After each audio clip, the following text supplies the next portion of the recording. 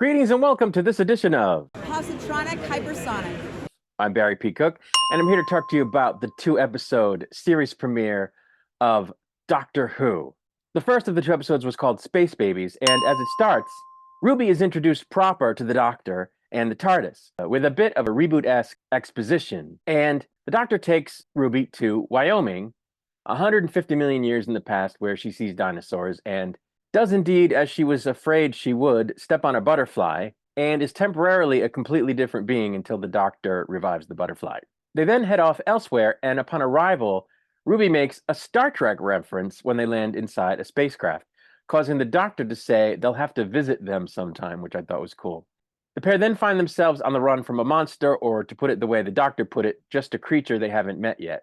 After they escape it, they find they're on a baby farm ship, which grows babies for worlds that have population shortages for various reasons. They marvel at what they see from an observation window, and Ruby is able to call her mother from space many years in the future after the Doctor sonics her phone.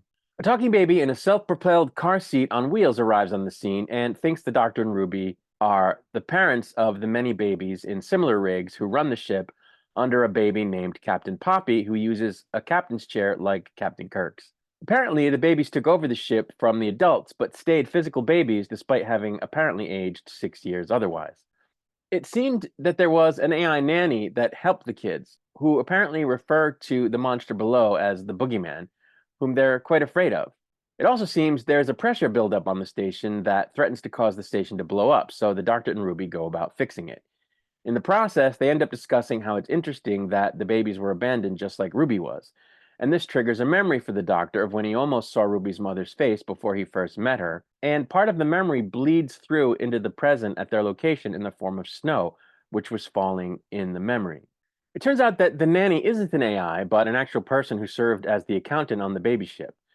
We learn that the crew abandoned the ship when they were ordered to do so by the government of the below planet, which couldn't afford to keep supporting the babies, but also couldn't stop the baby machine from making babies because it was illegal to do so.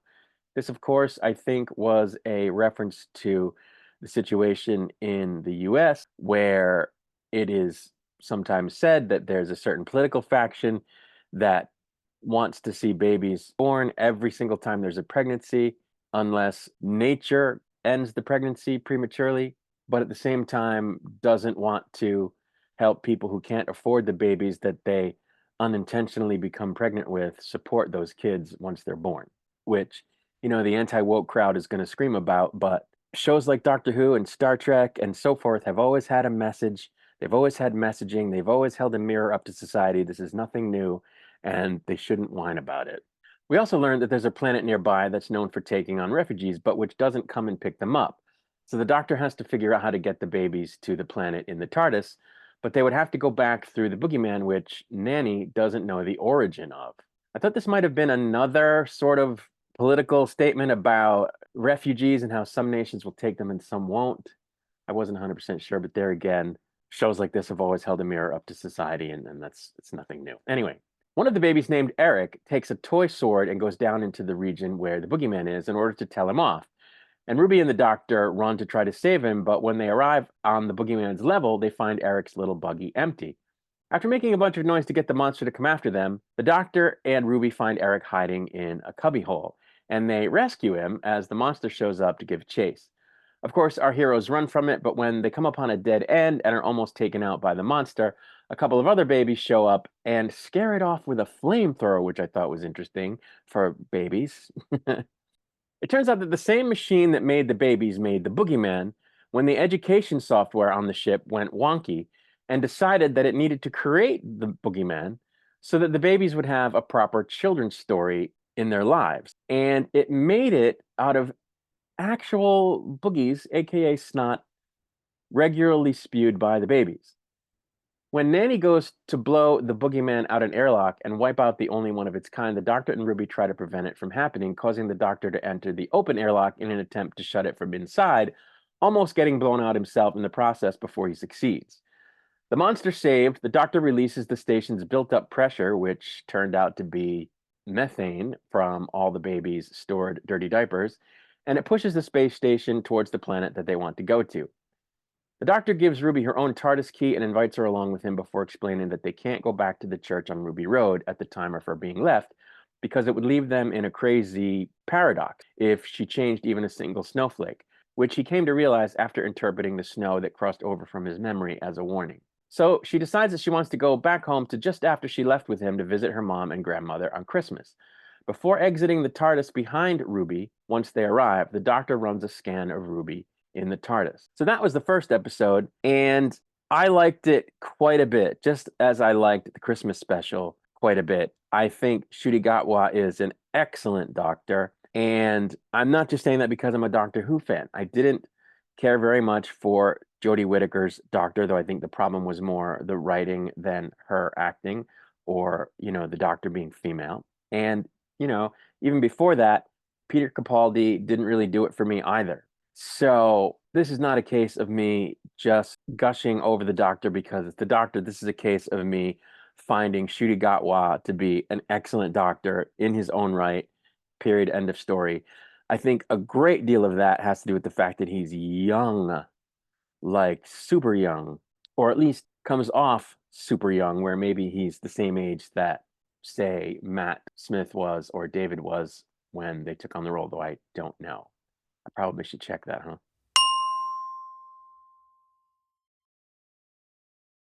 Anyway, I think he comes off super young, and I just think he's great.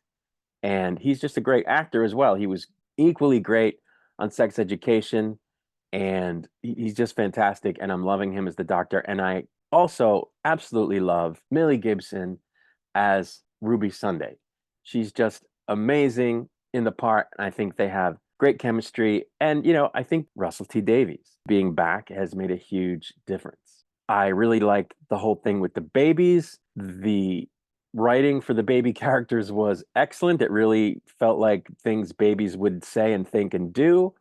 And, the special effects that they used to make it look like the babies were talking and moving in particular ways was really great. And I just felt that this episode was like classic Doctor Who, at least classic as far back as Chris Eccleston, which is when I started watching it, because it, you know, was very fantasy-esque, and it tapped into elements of the human condition that were at once very identifiable for just about everyone, while also not being dark or brooding or heavy, which so many examinations of the human condition in media can be, and sometimes are excellent for it. This was excellent in a different direction. I really, really liked it. I just think they knocked it out of the park with this one. The second episode of the premiere was called The Devil's Chord, and as it begins, it's 1925, and a piano teacher is instructing a student named Henry, telling him about the Devil's Chord, a chord once banned by the church because it supposedly would summon the devil, before he plays it for him, at which point an entity calling itself Maestro and saying it is music arises from the piano and disappears Henry, who apparently was just its harbinger, before talking to the teacher about all the songs he himself never wrote, though they're still in his heart. And it then draws all of these songs out of him by playing some wicked music on the piano, seemingly killing him. Aboard the TARDIS, Ruby asks the Doctor to take her to see the Beatles recording their first album, so the Doctor obliges, and they don period-appropriate clothing and hairstyles before exiting the TARDIS near what will one day be Abbey Road Studios, where they indeed find the Beatles in a recording session, creating an odd song that isn't very good, and they also find British artist Cilla Black recording a likewise bad song, as well as an orchestra doing likewise, leading the Doctor to surmise that music itself has been taken away somehow. The Doctor and Ruby talk with Paul and John of the Beatles to find them only making what's now considered music, but is only a shell of what it used to be, for the sole purpose of making a quick few pounds so that they can get real jobs and move on with their lives. After this, the Doctor has a piano set up on the roof of the studio and has Ruby play some original music to see what will happen, after talking a bit with her about how in this time he was actually living in London with his granddaughter, Susan, that he apparently has from the 1960 series, but doesn't know the ultimate fate of. Could it be Mrs. Flood? I'm wondering. As she plays, people nearby begin opening their windows to listen better, but eventually the piano bucks and moves away from Ruby as the maestro emerges from it, causing the Doctor and Ruby to run. The maestro gives chase, but the Doctor lights up his sonic screwdriver, causing there to be, it would seem, some kind of dampening field to fill the area, preventing any sound from occurring until the maestro whacks a tuning fork against one of their rings and then dips it in a puddle, and the vibrations cancel out what the doctor had done. In her flat, a woman nearby begins playing her piano, causing the maestro to jump into the roof piano and emerge from the woman's piano, whereupon it attacks her. We learn that the doctor seems to think that the maestro is the giggle or something similar to it, perhaps part of the Toymaker's Legion, which the Toymaker had warned the doctor about when they fought, and the doctor doesn't believe he can fight it. Ruby insists that it can't be the case that the maestro eventually won at whatever game it's playing, because in her time, music existed all of her life, which started in 2004. So the doctor takes her to 2024, where she sees that London is destroyed, apparently as a result of the maestro, who's suddenly there with them and who reveals that it is indeed the Toymaker's child, who feeds off of every unsung song and is on a quest to destroy creation and be alone in the universe. The doctor guesses that the cord that brought it into being might have its opposite cord, which could get rid of it. And the maestro essentially confirms this before attacking the TARDIS, at which point the doctor and Ruby take the TARDIS back to 1963, where the doctor tries to play John Lennon's guitar to make a recording of the right notes for the banishing tune, but he's interrupted from doing so when some music shows up and physically drags Ruby off to another room, where the doctor later finds the maestro holding Ruby when he gives chase. The maestro forces Ruby to sing to try to find the hidden song in her soul, and it brings on an orchestral Christmas tune, The Carol of the Bells, which itself causes snow to start falling indoors again, bewildering the maestro. The doctor triggers a music battle between himself and the maestro as he plays on the Beatles' famous Abbey Road piano with Ruby, and the maestro plays a fiddle. In short order, the doctor seems to win, and the maestro's fiddle is blown apart, at which point the doctor continues trying to find the last chord that will banish the maestro. He almost succeeds, but ends up hitting a wrong note at the end, at which point the maestro sends the piano flying out of the room before once again grabbing Ruby with a bunch of music and locking her inside a stand-up bass, and then doing likewise with the doctor using a kettle drum.